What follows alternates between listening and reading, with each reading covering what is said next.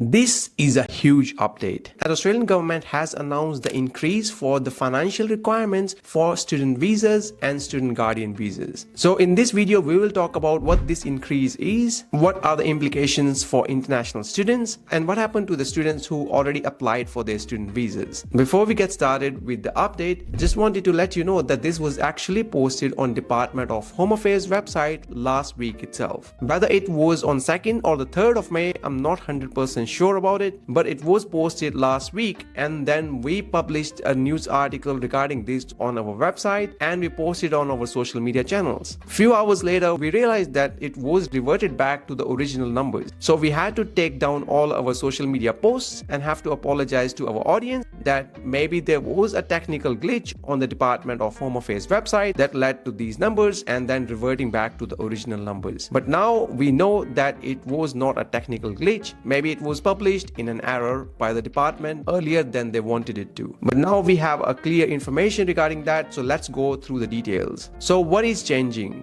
From 10th of May 2024, the amount of money you need to have to apply for a student visa is increasing. So let's look at the numbers, how much increase it is there. So first one is regarding the primary applicant, which is one student who wants to apply for the student visa. That is increasing from $24,505 to $29,710. Ouch. And when I said ouch, it means it has been increased significantly from the previous number. But let's not only look at this number. 7 months ago, this number was even different. Before 1st of October 2023, this number was $21,041. So if you look at over the last 7 months or so, this number has increased more than 40%, which is quite significantly high. So that is just for a student visa. But what if you are going to bring a partner or a dependent child with you? In that case, you need to demonstrate for the partner the living expenses has increased to $10,394, which was previously $8,613. And before 1st of October last year, this number was $7,362. And if you are bringing a dependent child with you, you need to demonstrate further $4,449, which was previously $3,687. And before 1st of October, this number was different, which was $3,152. Now, if your kid is at the school age, you will also need to be mindful of the school costs, and the government suggests you should budget for at least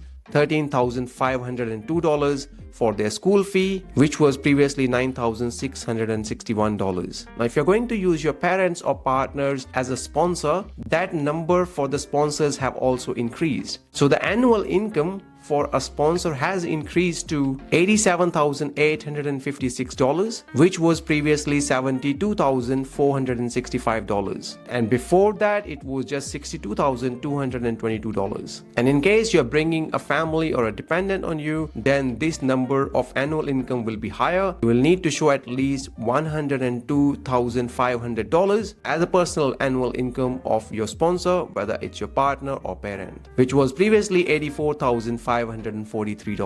Now, Department of Home Affairs also give a reasoning behind it why they are increasing this financial requirement. So let's look at that now. According to the website, the financial capacity requirement has been updated to align with a proportion which is 75% of the national minimum wage. This will better indicate the amount of money considered reasonable to provide a minimum standard of living while studying in Australia. This proportion considered that the students are out of course session for 25% of the year. During this time, they may return home or have access to unrestricted work. So basically, the department is saying here that they are increasing this number to align with a minimum wage rate. They're not aligning it to the 100% level, they are aligning it to the 75% of the minimum wage, because they are assuming that 25% of the time students may not be studying. They may either return back home or they might be working full-time because of their school holidays. And they're also talking about international students here. They are saying that the students will be able to make a better informed decisions about their career if they know that this amount of money they need to demonstrate in order order to study in Australia. So according to the website, the students will be less financially distressed. They will be less likely to breach their visa conditions by working excessive hours, and also will be less vulnerable to the worker exploitation. On the Department of Home Affairs website, they also give information regarding how to work out the cost for your visa. They're including 4 main things here, which is your travel costs, 12 months of your course fees, a 12 month of your living cost, which I just mentioned that they have increased it to $29,710, and school fee for any school age children that you're bringing along with you on a student visa.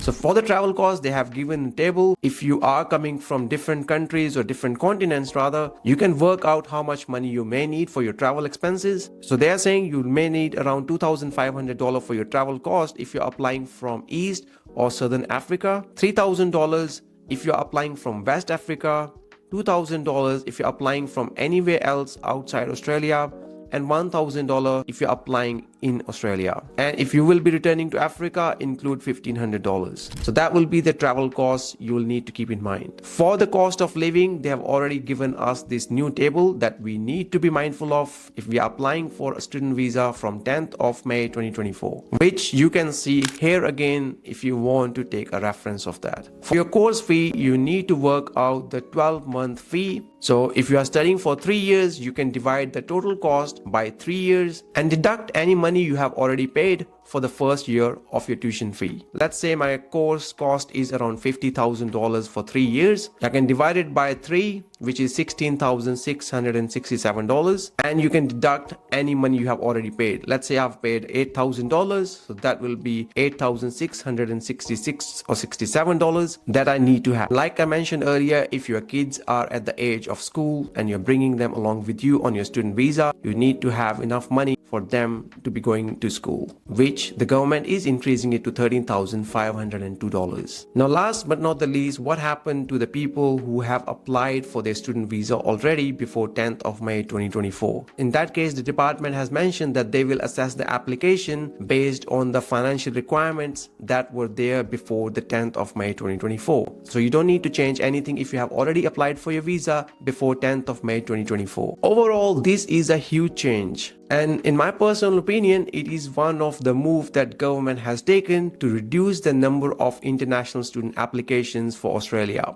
Over the last few months, you might have noticed there are many changes that are coming into effect, specifically targeted toward international students. And at the moment, government is considering to reduce the number of international students in Australia. And by the way, this is not the end of the news, because there are few more updates that might be coming in the next week. As on 14th of May 2024, Australia will announce the budget for the next financial year. And in that budget, we are expecting some changes in terms of increase in student visa fee, and there could be some other updates regarding international students as well. So we will let you know as soon as we have further update regarding that. So if you are someone who's interested in studying in Australia, please make sure to subscribe to the channel so you get to know the updates as soon as they are out. My personal suggestion for any international student planning to apply for student visa is to do your due diligence and research properly now. If you think applying for any other country might be a better option for you, then definitely consider that as well, as Australian government is planning to reduce